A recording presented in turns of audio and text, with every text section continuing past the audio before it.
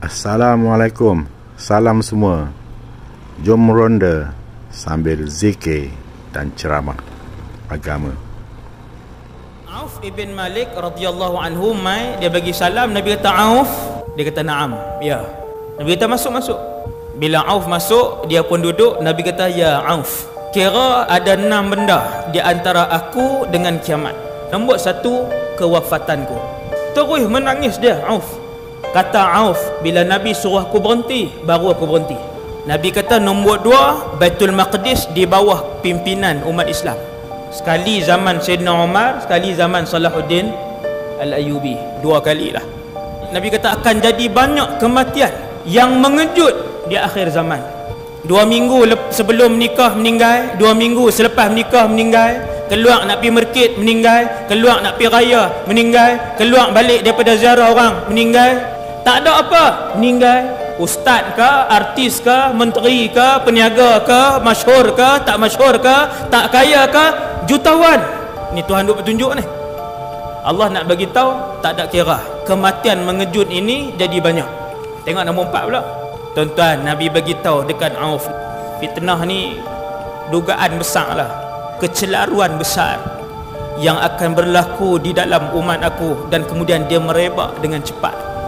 Berita bukan betul pun, tapi satu orang dia buat naik dalam Facebook, satu orang dia buat naik dalam Twitter, satu orang dia buat naik dalam YouTube, semua pakat share. Bahkan berjuta orang sebarkan berita fitnah dan juga dosa besar yang tidak berlaku pun. Yang tu satu orang create benda tipu, dalam masa sejam 10,000, 20,000 orang yang pakat duk share benda tipu tadi, dan tak rasa apa pun bila share benda tadi.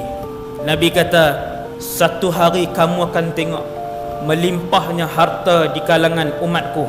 Dulu nak tengok orang pakai kereta satu kampung sebuah, siapa? Tok Ngulu lah selalunya kereta dia. Hari ni satu rumah 2. 30 tahun yang lalu TV wayang pacak. Hari ni tingkat atas TV lain, tingkat bawah TV lain, bilik ayah dengan mak TV lain.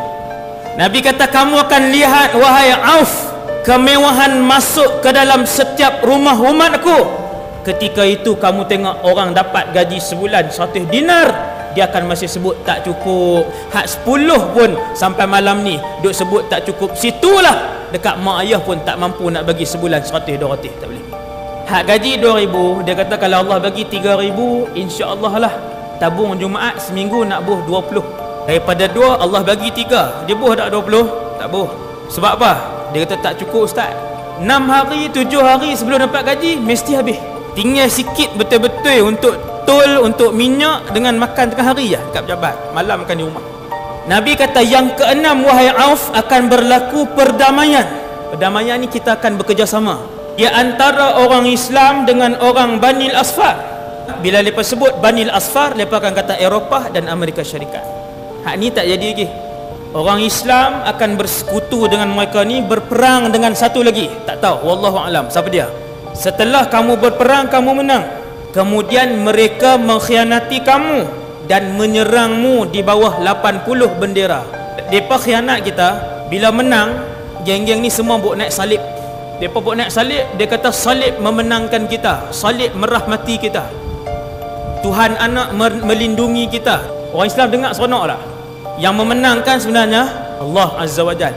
Berlaku perkhianatan macam tu, orang Islam tak setuju dengan logo, dengan tema macam tu, lalu kita berperang dengan mereka, dengan Bani Al-Asfar di bawah 80 bendera.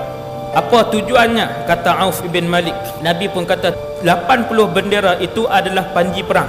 Di bawah tiap-tiap bendera itu terdapat 12,000 orang tentera. 80 bendera kali 12,000 tentera, lebih kurang 1,000,000 orang.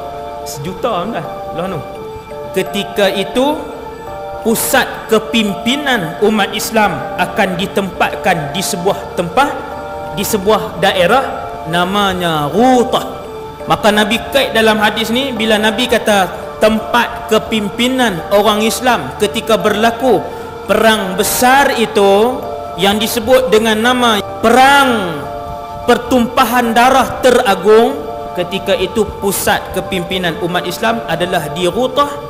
Nabi kata dekat dengan satu pekan, nama pekan tu Nabi kata Dimashq. Maka semua ulama tahu Rutah adalah Rutah yang ada di Syria hari ini. Allahumma salli ala Muhammad Tibbil qulubi wa